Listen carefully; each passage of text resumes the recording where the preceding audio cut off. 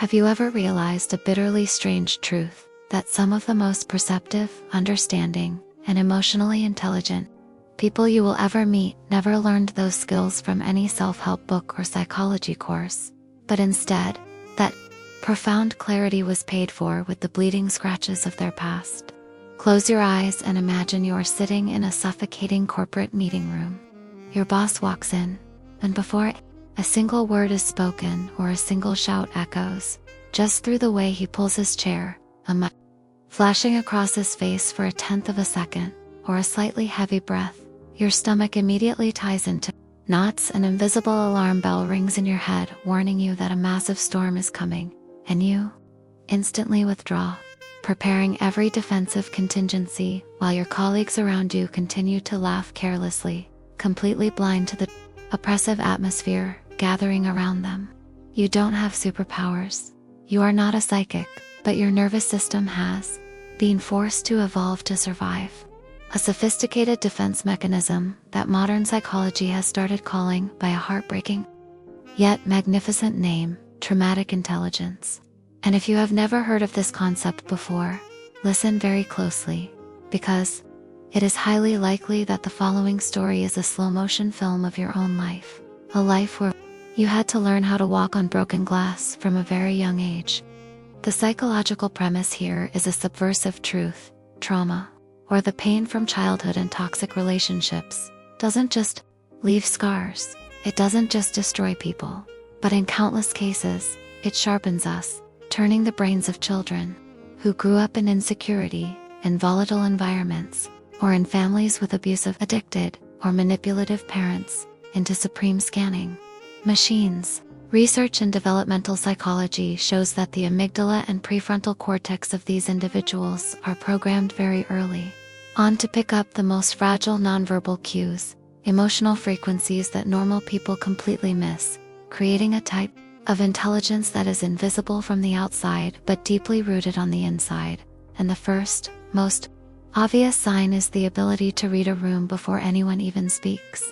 Just like a friend of mine, an outstanding communications executive, who always knows how to soothe the most difficult clients, she once told me that this ability didn't come from school, but from her childhood years when she had to strain her ears listening to her drunken father's footsteps on the stairs to guess if he was happy or angry today, to know whether she should hide in the corner of the closet or have dinner ready on the table. And that extreme hypervigilance has followed her to this day, turning her into someone who always notices the most subtle changes in posture, eye contact, or rhythm of others.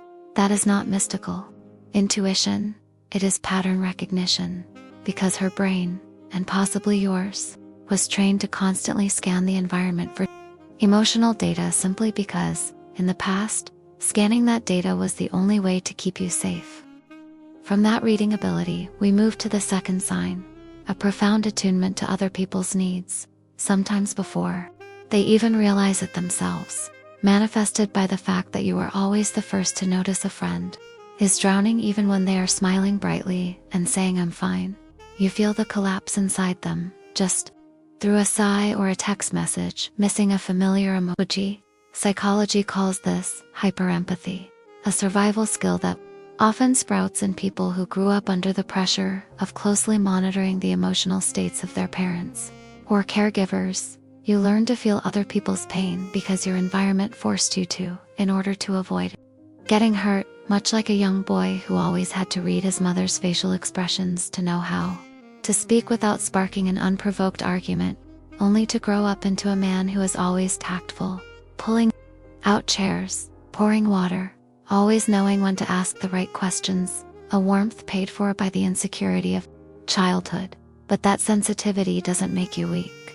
On the contrary, it leads to the third sign: you are a master problem solver, especially under extreme pressure, when everything around you seems to be crumbling, when your company's million-dollar project is on the verge of bankruptcy, when your colleagues are frantically tearing their hair out, something inside you becomes cold, quiet, and terrifyingly strategic. You don't freeze, you immediately adapt, because your nervous system is doing something incredibly fascinating that researchers call stress inoculation. meaning your brain has been recalibrated to handle life or death situations. Because, for you, chaos, stress, and high stakes have been the normal state for a very long time. You have survived so many storms that when a hurricane hits, you simply go make a cup of coffee and start patching the roof. Ironically, that calmness in the storm is accompanied by the fourth sign. You think about human behavior incredibly deeply, sometimes to the point of obsession. You toss and turn at 2 a.m. just to replay a brief daytime conversation, dissecting every word, searching for hidden meanings behind a glance that others wouldn't even bother to notice. And the depth of this psychological thinking isn't born naturally. It was forged through countless long nights, wondering why the people who were supposed to love you ended up hurting you. You were forced to become a scholar of human nature because understanding the unpredictable behaviors of others used to be the core element in protecting the integrity of your own soul. Let's pause for a beat and reflect on this. Everything we have gone through, from the perceptiveness and empathy to the cold analytical mindset, these are absolutely not weaknesses disguised under the shell of strength. They are genuine cognitive and emotional adaptations, a powerful testament to how extraordinarily responsive and malleable the human brain is in the face of adversity. But the story doesn't stop there, because the sixth sin strips bare a very thorny aspect of this intelligence. You possess an extreme, almost radical sense of self-reliance. You never wait for anyone to rescue you, from fixing a broken light bulb yourself, shouldering a mountain of unfinished work, to hugging yourself crying in the dead of night only to put on makeup the next morning and go to work as if nothing happened. This independence often surprises the people around you and sometimes hurts them, because they feel you don't need them. But from a developmental psychology perspective, it makes perfect sense, because when the childhood environment failed to provide a safe, reliable anchor, when crying out for help only brought silence, abuse, or scolding, the brain automatically internalized resourcefulness, pinning into the subconscious a belief that dependency is a massive gamble, and doing everything yourself is the safest survival mechanism. In exchange for that hardened exterior is the seventh sign. You feel everything 100,000 times more intensely than normal people. A sad song can pierce straight through your chest. A story of injustice on social media can keep you awake with resentment, or just a tiny kind gesture from a stranger, like a street vendor sharing her umbrella with you in the rain, is enough to bring tears to your eyes. This emotional depth is the core characteristic of traumatic intelligence, because the amygdala, the brain's emotional processing center, has been activated at too high a frequency for too long, turning you into an entity that doesn't just observe the world with your eyes, but feels the world with every single cell, at a vibrational frequency most people can never reach. But precisely because you feel so deeply, we hit the eighth sign. You find it incredibly difficult to trust anyone. You build unassailable fortress walls. You test, challenge, and push people away. Not because you are cynical or pessimistic about life, but because of what cognitive psychologists call adaptive skepticism. Your brain learned a bloody lesson from the past, that not every smile means safety, not every promise is kept. So it was forced to set up the strictest filters, and even though those filters often leave you utterly lonely, once someone makes it past those defenses, once you decide to give them your trust, that connection becomes so deep, sincere, and resilient, that nothing can break it. That internal contradiction also leads to the ninth sign, a truth that often makes deeply wounded adults flinch.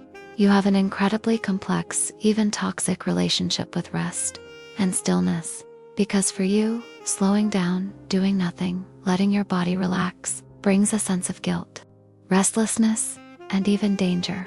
When everything around you fades into silence, when there are no more rushing deadlines, no more dramas to solve, your mind begins to pivot inward, and those thoughts are rarely gentle. They are the ghosts of self-doubt, of invisible anxieties, which is exactly when the nervous system is doing exactly what it was programmed to do: maintain high alert, even in peacetime.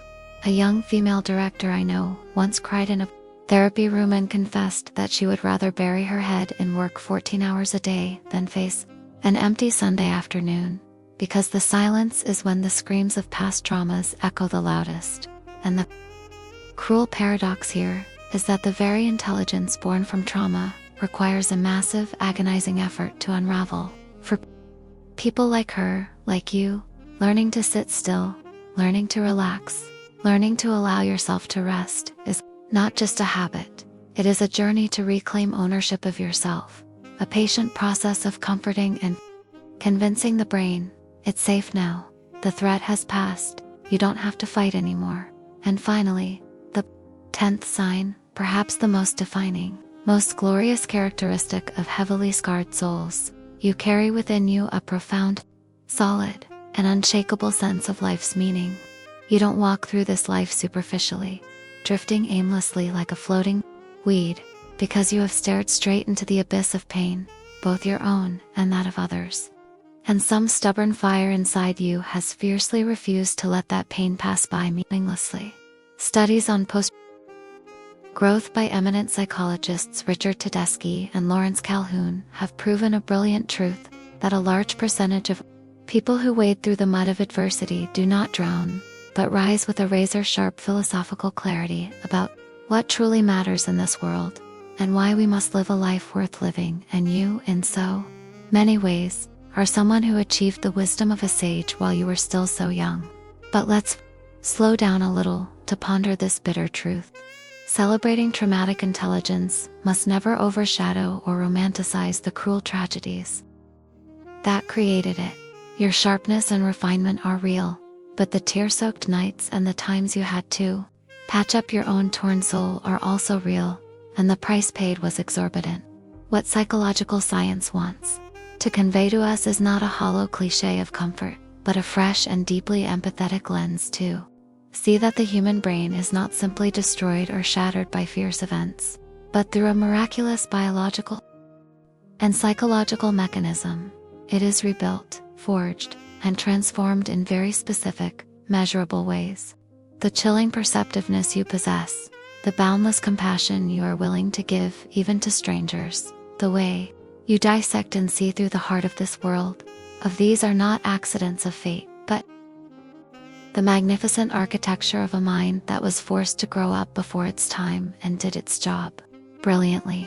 Now, when you finally know the name of the power flowing through your veins, when you understand the root of those sleepless nights and the times your empathy made your stomach ache, the most important question is no longer how did you get here, or why did those terrible things happen to you? Because the past is a one-way ticket that cannot be refunded, but the only decisive question right now, at the very moment you read these lines, is what will you choose to do with this beautiful, agonizingly sharp weapon of intelligence that you forged with your own hands from the ashes of your own ruin?